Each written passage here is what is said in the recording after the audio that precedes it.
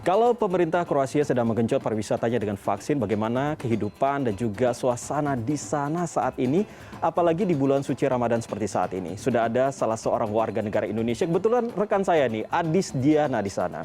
Kita akan sapa langsung. Halo, selamat pagi Mbak Adis. Selamat pagi Dea, selamat malam waktu Zagreb. Wow, lagi di Zagreb ya, itu kota yang benar-benar indah ya. Iya. Mbak Adis, tadi kan kita sudah dengar informasinya bahwa Kroasia ini sedang menggenjot pariwisatanya. Sebenarnya kondisi di Kroasia sendiri seperti apa sih Mbak? Kalau di Zagreb sendiri saat ini sih sedang tidak berlaku lockdown. Restoran-restoran dan kafe-kafe buka seperti biasa. Kita bisa nonton, kita bisa minum kopi, kita bisa makan, tapi di luar. Kalau yang di dalam nggak boleh. Jadi rata-rata memang restoran dan kafe-kafe di sini mereka punya space di luar ruangan gitu. Jadi kita di sini nyebutnya teras.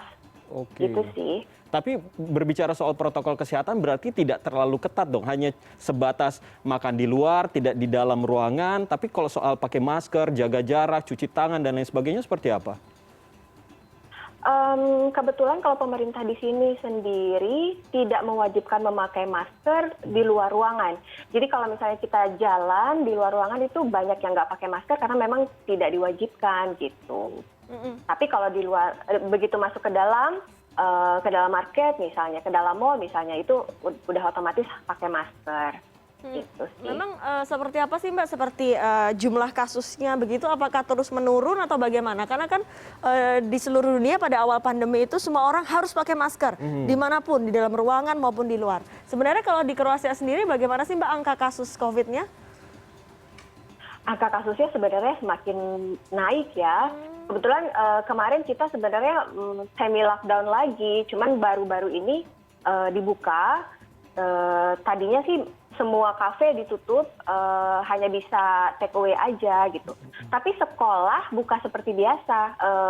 Untuk level kelas 1 sampai dengan kelas 8 kalau saya tidak salah itu tatap muka seperti biasa. Hanya level kelas 9 dan 12 yang melakukan kelas online. Oh, itu apa alasannya? Kenapa yang sekolah dasar justru Yang lebih muda ya? Iya, bisa melakukan sekolah tatap muka, sedangkan yang jenjang lebih tinggi lagi itu justru harus melalui online begitu? Kalau saya sih sempat berbicara dengan salah seorang dokter anak, salah satu alasannya adalah kalau anak-anak di umur segitu, mereka masih didampingi oleh orang tuanya kemana-mana, kegiatannya, bertemu dengan teman-teman, main kemana gitu. Jadi apabila mereka sakit itu lebih gampang men-trace-nya gitu. Dibanding anak-anak yang umur kelas 9 sampai 12 itu kan mereka sudah punya kegiatan sendiri, nggak diikutin sama orang tuanya lagi, mereka ketemu sama siapa, mereka main di mana. Jadi apabila mereka terkena COVID, sulit sekali men-trace-nya di mana gitu, katanya sih. Dan dokter anak tersebut juga berkata kalau yang di sini ya, pendapatnya beliau itu bilangnya anak-anak umur segitu itu sebenarnya imunitasnya lebih tinggi dibanding orang dewasa katanya. Gitu. Apakah kemudian pelonggaran ini juga karena ada kebijakan lain yang dilakukan secara paralel, misalnya vaksinasi? Kalau Mbak Adi sudah vaksin belum? Belum, kebetulan belum dapat jadwalnya. Oh, belum dapat jadwalnya. Tapi dari perwakilan Indonesia di sana, apakah ikut memfasilitasi bagaimana warga negara Indonesia khususnya bisa mendapatkan vaksin? Oh iya, tentunya. Jadi memang kita sudah mendaftar ke KBRI juga. Jadi memang KBRI dan pemerintah sini tentunya bekerja sama ya. Kapan jadwal WNI yang ada di sini bisa divaksin. Tapi sampai sekarang memang masih belum ada jadwalnya kami. Tapi kalau dari yang diprioritaskan di Kroasia tuh seperti apa sih Mbak? Kalau di Indonesia ini kan lansia, tapi di negara lain juga ada orang-orang dengan usia produktif yang diprioritaskan. Kalau di Kroasia seperti apa Mbak syaratnya? Sama sih yang saat ini setahu saya yang diprioritaskan lansia. Untuk yang usia produktif sendiri masih belum diprioritaskan. Jadi saat ini masih hanya lansia saja setahu saya. Oke, tentunya kita berharap agar Adis keluarga bisa mendapatkan vaksinasi ya supaya lebih sehat lagi, lebih aman lagi dalam menjalani aktivitasnya. Nah, ini kita kembali lagi ngomong-ngomong soal bulan Ramadan. Iya. Bulan Ramadan di sana seperti apa sih, Dis? Apalagi ini kita judulnya puasa jelang musim panas di Kroasia. Biasanya kalau musim panas itu lebih panjang lagi ya Iya, kalau iya, nggak salah waktunya. Iya, kalau musim panas memang lebih panjang. Tapi kan kebetulan kalau sekarang ini bulan April ya, jadi jatuhnya itu masih di musim semi. Oke, jadi berapa lama itu puasanya? Sekitar 15 sampai 16 jam. Jadi di sini buka puasa itu tadi pukul 8 lebih 10. Sementara subuh itu sekitar pukul 4 pagi. Jadi ini dong, bela-belain nggak tidur dong Mbak Adis. Biar bisa menikmati makanan yang enak-enak kan, ya kan? Karena cuma Tembung dong berarti. Gimana Adis di sana? Apanya nih? Apa namanya kalau misalnya untuk mensiasati waktu yang sangat panjang ini, apa yang Adis lakukan untuk bisa istilahnya full lah puasanya begitu ya kan kita full kan puasanya tapi kita juga bisa menikmati makanan lebih panjang. Kita kan ingin mendapatkan keridhaan Allah Subhanahu wa taala di bulan Ramadan seperti ini. Kalau saya sih sebenarnya justru karena tahun ini jatuhnya di bulan April di musim semi, buka puasanya pukul 8, terasa agak sedikit ringan ya dibanding biasanya yang benar-benar di musim panas. Karena kalau di musim panas itu pernah malah sampai pukul 10 baru buka puasa. Waduh. Jadi sekarang jadi sekarang tuh terasa lebih ringan gitu untuk tahun ini. Kalau menunya gimana Mbak Adis? Menu-menunya apakah Mbak Adis sekarang lidahnya sudah Kroasia banget gitu atau masih suka makan rendang, makan sate ayam? Tentu tidak. Mau nggak mau masak ya, karena kangen banget sama makanan Indonesia kan. Jadi sementara di sini kebetulan ya kalau mau makanan Indonesia ya mau nggak mau kita harus bikin sendiri. Tapi untungnya di sini bumbu-bumbu dan bahan-bahannya cukup lengkap sih.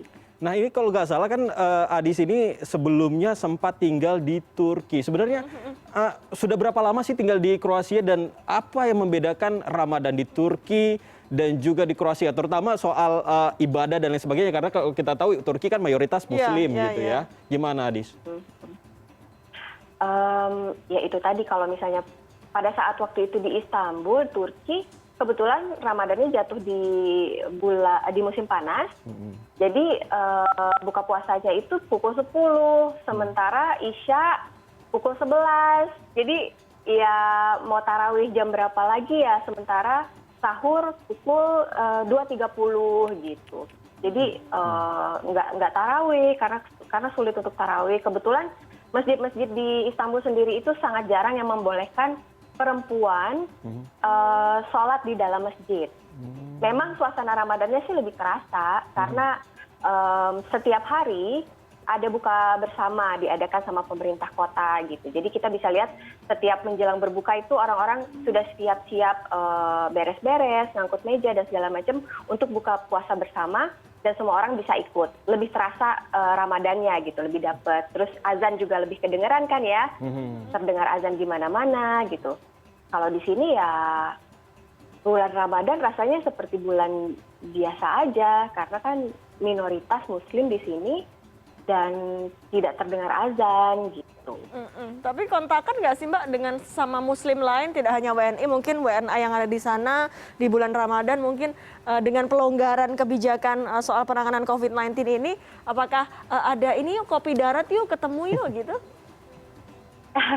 Kebetulan kalau Muslim yang lain, kalau sesama WNI sih kebetulan kita kalau minggu lalu sih sempat mengadakan buka bersama, tapi baru 1 kali. Karena walaupun pelonggaran tetap saja kan ada syarat-syarat yang harus dipatuhi kan ya. Kita nggak boleh kumpul terlalu ramai gitu dan harus outdoor dan nggak boleh terlalu banyak orang. Tapi kalau misalnya WNA Muslim yang lain kebetulan saya belum kontak sih. Tapi ngomong-ngomong soal di sana kan Muslim itu termasuk minoritas. Bagaimana toleransinya? Apakah cukup baik atau justru ya terkait dengan kalau misalnya di Amerika kan ada keterkaitan dengan rasisme dan lain sebagainya. Nah ini bagaimana di tempat Adi sendiri? Kalau pengalaman saya sih alhamdulillah sangat baik ya toleransinya di sini. Saya tetangga saya misalnya, mereka tahu saya sedang berpuasa gitu. Mereka pengen memberikan makanan untuk saya buka puasa. Mereka tanya dulu nih, apakah saya melanggar aturan dengan memberikan kamu makanan? Dia bilang gitu. Oh enggak, saya bilang terima kasih banyak. Jadi dan sekolah anak-anak pun mereka memberitahukan kepada gurunya bahwa mereka sedang berpuasa, dan sama gurunya juga saat anak-anak makan siang, karena kalau di sini di sekolah kan sarapan makan siang itu di sekolah yang menyediakan. Jadi agak berat ya untuk anak-anak kan, karena dia ngelihat teman-temannya makan gitu kan ya di depannya. Nah gurunya tuh cepat tanggap gitu. Jadi anak-anak itu dibawa ke ruangan lain, diajak main, diajak melukis, diberikan tugas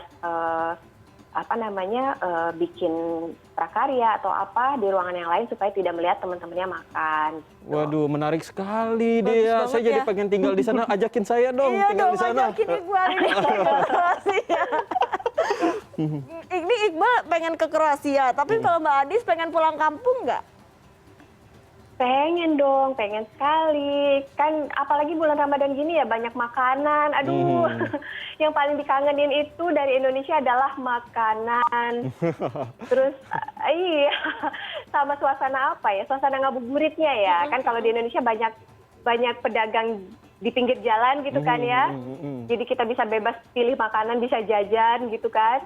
Jadi biasa masak apa di sana jadinya untuk kangen sekali. Mengobati kangen? Jadi masak apa biasanya di sana untuk keluarga? Apa ya, macem-macem sih, tergantung moodnya lagi apa. Terkadang-kadang mie ayam, kadang-kadang mie ayam mantap juga ya. Mantap juga ya. Ayam goreng. Susah nggak sih cari bahan-bahan yang Asia begitu, yang khususnya bisa untuk masak-masakan Indonesia, susah nggak sih? Oh enggak, gampang di sini. Nah itu keuntungannya di sini, bahan-bahan Asia, bumbu-bumbu Asia lumayan lengkap.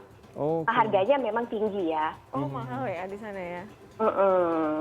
Harganya memang lebih tinggi dibanding bumbu biasa, tapi lengkap dan gampang gitu. Oke, tentunya kita berharap nanti Adis bisa kembali ke Indonesia dan kita bisa ke Kroasia. Iya. Jadi kita norak banget ya. Norak deh, yang penting bisa diajak ke sana.